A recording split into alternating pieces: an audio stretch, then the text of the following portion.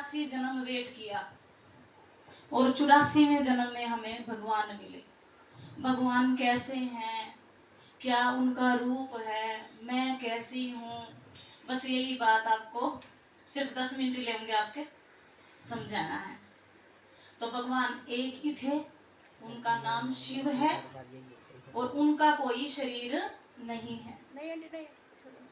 उस शिव बाबा ने, शिव बाबा कहते हैं ये शिव भगवान, जैसे ये शिव बैठे हैं ना मंदिर में, तो वे देखो किसी किसी मंदिर में जहाँ पर हाथ जोड़ के बैठे हुए हैं, तो उनसे भी बड़ा कोई और है।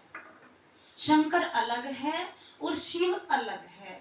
शंकर है विनाशकारी और शिव है कल्याणकारी। उसका काम विनाश के लिए है और शिव का काम कल्याण करने के लिए है। और भगवान धरती पे आ रहे हैं, हमारे 83 जन्म पूरे हो गए हैं। कितने समय भगवान आवे, सिर्फ 100 समय, 5000 वर्ष के बाद 100 साल भगवान खुद आते हैं और अपनी पहचान सबको समझाते हैं। इसीलिए उसे खुदा भी कहते हैं, अल्लाह भी कहते हैं। उसके नाम अनेक है पर वो एक है। उसने सृष्टि बनाई जिनका शरीर नहीं है, उसने ब्रह्मा विष्णु महेश 3 चीज बनाई।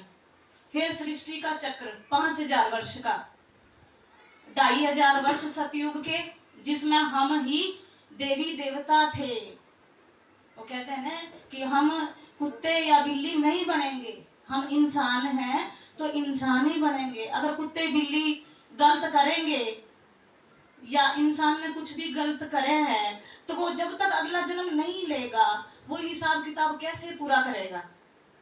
तो वो हिसाब किताब हम इंसान को इंसान जूनी में आगे ही पूरा करना पड़ता है। किसी को किसी का देना होता है, किसी को किसी का लेना होता है।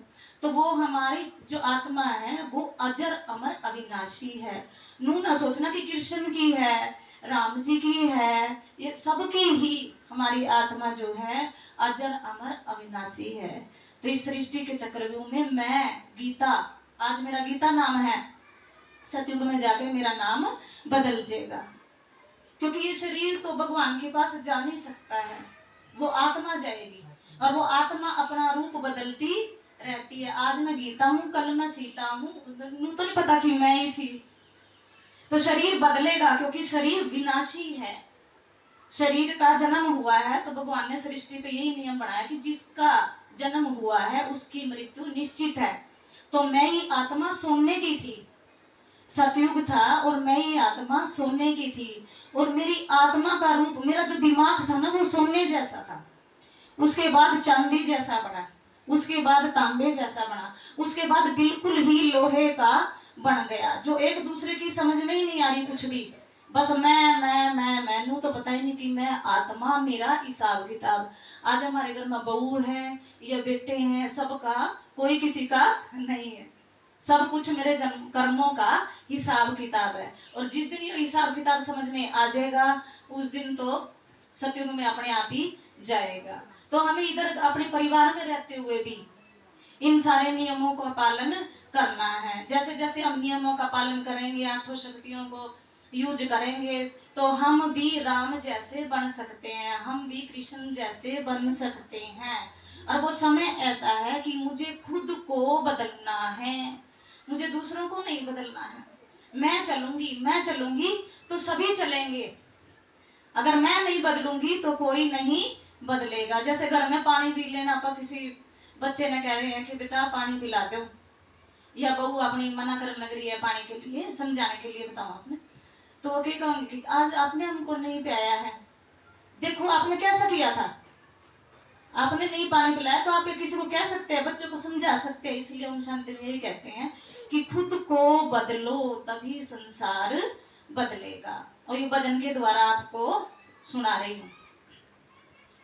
चलो मारी आत्मा मिलेगा परमात्मा, चलो मारी आत्मा मिलेगा परमात्मा, चलो मारी आत्मा मिलेगा परमात्मा, चलो मारी आत्मा मिलेगा परमात्मा। करे कमाल मारी ज्योति बिंदु आत्मा,